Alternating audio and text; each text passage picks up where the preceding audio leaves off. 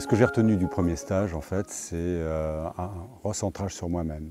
J'ai retrouvé un sens et j'ai retrouvé une énergie que je mets en place maintenant et je me sens beaucoup plus apaisé et beaucoup plus centré sur moi-même. En fait, ça a été une découverte. Voilà, une découverte avec mon côté féminin et qui s'est révélée au cours de ce stage et qui m'a permis de faire un peu la paix et de mieux comprendre les choses, mieux comprendre mon comportement vis-à-vis des autres femmes, mieux comprendre mon comportement vis-à-vis de mes frères hommes. Faire le lien entre l'homme et la femme, c'est en fait retrouver la moitié de soi-même qu'on a tendance à perdre. Les hommes sont dans la compétition, les hommes sont souvent, parfois ou peu, en opposition avec leur femme, avec la femme, et ça a permis réellement de remettre tout ça en symbiose et de faire la paix avec homme-femme. Un autre moment très très fort dans ce stage-là, ça a été le cercle des hommes. Le cercle des hommes, c'est la première fois que je me retrouvais avec des hommes, sans être justement dans cette compétition, savoir qui est le plus fort, qui est le plus grand, qui fait pipi le plus loin, et sans aucun jugement. C'est-à-dire que j'ai pu ouvrir mon cœur, j'ai pu être entendu, j'ai pu recevoir, j'ai pu être compris de mes frères hommes. C'était vraiment un très très grand moment pour moi. J'ai pu faire le lien, bien que je ne connaisse pas ce milieu-là, avec par exemple la franc-maçonnerie. C'est-à-dire que la franc-maçonnerie, on ne sait pas ce qui s'y passe, mais il y a une fraternité. En tantra, on est tous fraternels et on ne sait pas ce qui s'y passe, donc ça peut effectivement laisser la porte ouverte à des tas de fantasmes qui sont vraiment hors sujet comme en franc-maçonnerie. Cette fraternité est vraiment très très importante pour moi. Je me sentais comme un bouchon dans un torrent et être seul. Avec ce besoin de connexion avec l'autre, besoin de connexion avec d'autres hommes, besoin de connexion avec d'autres femmes.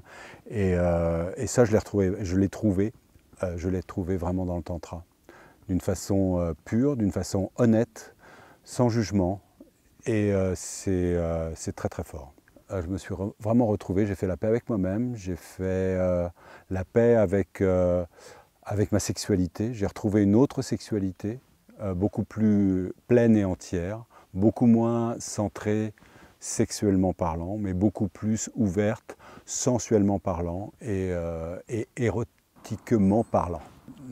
C'est tellement fugace, l'orgasme masculin ou féminin, c'est quoi?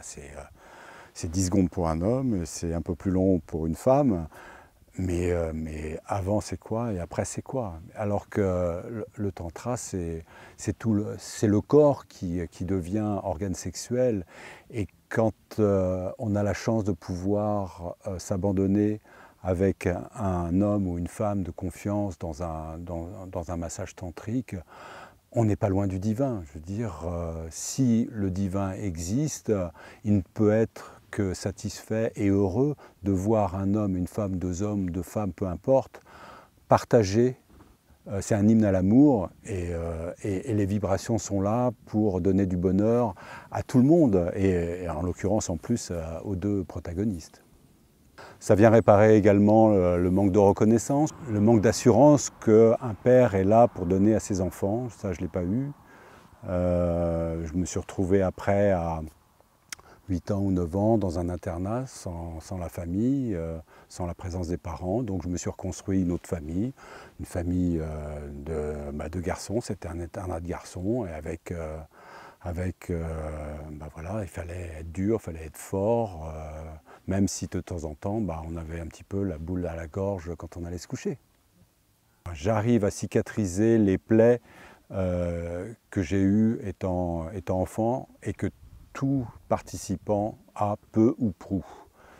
La famille, on ne la choisit pas, le tantra, on greffe des individus au fur et à mesure des stages que l'on a. Et on a des liens qui sont tellement plus forts et tellement plus serrés, tellement plus forts, tellement plus serrés qu'avec la famille, que c'est plus qu'une famille, le tantra. Et les liens qui sont tissés lors de ces stages sont des liens qui sont indéfectibles et qui resteront tout au long de notre vie. Et ce que je vis avec l'ensemble de ces participants, c'est difficilement explicable, difficilement dissible, parce que c'est très très fort en amour, en respect de l'autre, en respect de soi. Et ce que je vis est vraiment, je le vis pleinement.